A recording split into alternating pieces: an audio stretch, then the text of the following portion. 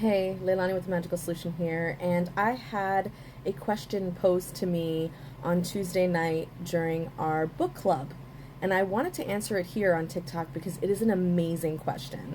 So this question has a couple of layers to it, so let me give you a little bit of backstory, right? So the book club I host every Tuesday, 7 p.m. Eastern Standard Time, and we pick a spiritual book to basically get through. And this particular round, we chose the Harmonial Philosophy, which is a compendium of all the works of an American spiritualist named Andrew Jackson Davis. Now, in this book, he covers all types of things, including the makeup of our universe and the makeup of the soul, the spirit. So in this last chapter, chapter 8, we discussed the spiritual body. Specifically, upon death, once the spirit has shed its physical form, what exactly is left of the spirit body? And is there anything that it takes from the physical form into the spirit body? And if it does take something from this physical body, does it then take that into the next incarnation that they have? So this is where I'm going to pause and pose the question that the commenter had. I was given permission to speak on the fact that this commenter has children that are autistic and therefore wanted to kind of find out on a spiritual level, is their spirit the thing that is autistic that has now imbued the body and made the body autistic? Or is the soul pure that goes into the body and the physical body itself is autistic? Now, before I go any further, disclaimer, okay? I am answering this question strictly from the information from the Harmonial Compendium by Andrew Jackson Davis, which is in the 1800s American spiritualist movement, okay? This is very outdated science, very outdated terminology, and the backstory of this type of spiritualist movement is pretty steeped in ableism, classism, and very human-centric ideology, meaning that humans are the top of the food chain, peak of perfection of nature, etc., etc. And so understand that this is the mindset that this answer is coming from. But I'm also going to express my personal opinion with regards to Spiritism and Spiritism today. So if we were to go way, way, way, way back to some of my older videos regarding spiritual anatomy, and if you haven't already seen them, I highly suggest you go back and watch those videos. But if we were to go back to those videos, I explain in a very dumbed down, simple version that we are comprised of 3 anatomical systems regarding spirit, okay? We are a physical body, we also contain a spiritual body, and we also contain a soul. Now, the physical body is your typical physical matter, organism, all that good stuff, right? The spirit body is the spiritual fluids that bridge the gap between the physical, spiritual, and soul. And then the soul is that ultimate observer, internal flame, God source energy. Now, if we were to keep that in mind, Andrew Jackson Davis says here that the spirit body, he interchanges the word soul and spirit quite a lot. It can be really confusing. But the spirit body, essentially, because it bridges the gap between physical and the soul, it has a unique position of being imprinted on and collecting information from both parties. Upon death, the spirit will release all things that are material, organic, with the physical body, and will maintain all the essences of the physical body. Essences being mind, emotions, etc.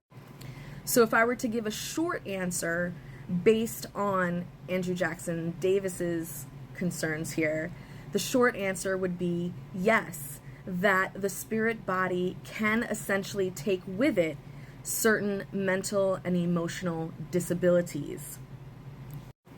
And if not resolved in the afterworld, can then be reincarnated back into a new body. Okay, so now let's talk about today's Spiritism, Spiritualism, and Spiritismo, and specifically my experience with this, to help better answer this question for my commenter.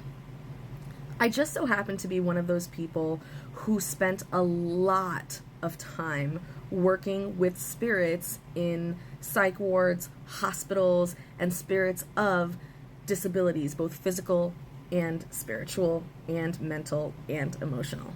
This experience has allowed me to see certain things that a lot of people don't get to see. So the first thing I wanted to express is that when I have gone and worked with spirits of deceased people who were in the physical world, either developmentally, physically, emotionally, mentally disabled, and who have now crossed over, whenever I have dealt with them, unfortunately, they still carry those things with them.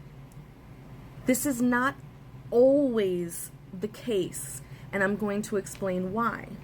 If we were to use the anatomy, the 3-part anatomy that we talked about, the reason why it isn't always the case is because that little soul piece of our anatomy, that little piece that's in the center there, that thing is very much responsible for the purification of spirit, okay? So when we do cross over, if we do not cross over in a traumatic way, we cross over in a natural way, the soul has the opportunity to purify the spirit and the spirit has time to adjust to the change and to be able to shed any type of disabilities that they had carried when they were alive.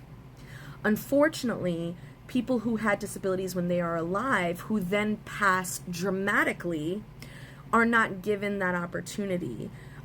They get yanked out of their body, they are in a state of confusion, and therefore tend to keep the attachment that they are still disabled.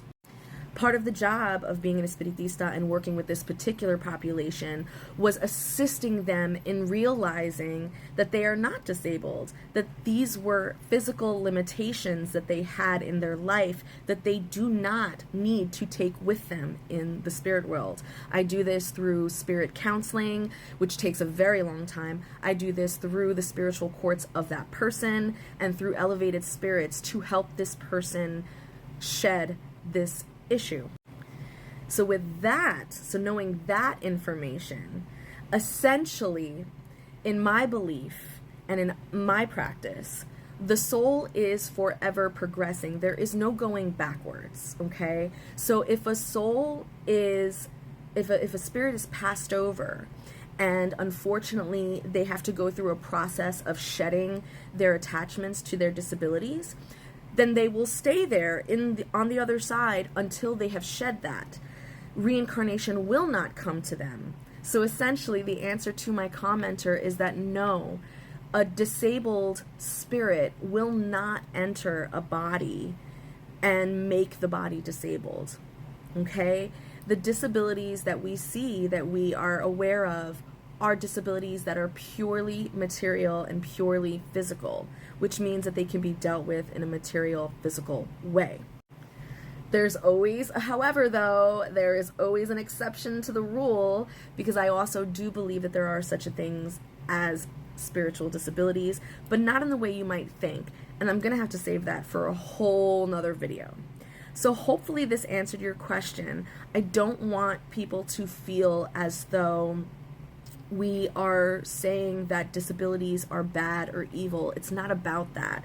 We're also not talking about perfection and progression in terms of purity either. We are talking about what is best for the spirit at that time. And that, whatever that might look like, will be perfect for what it is at that time.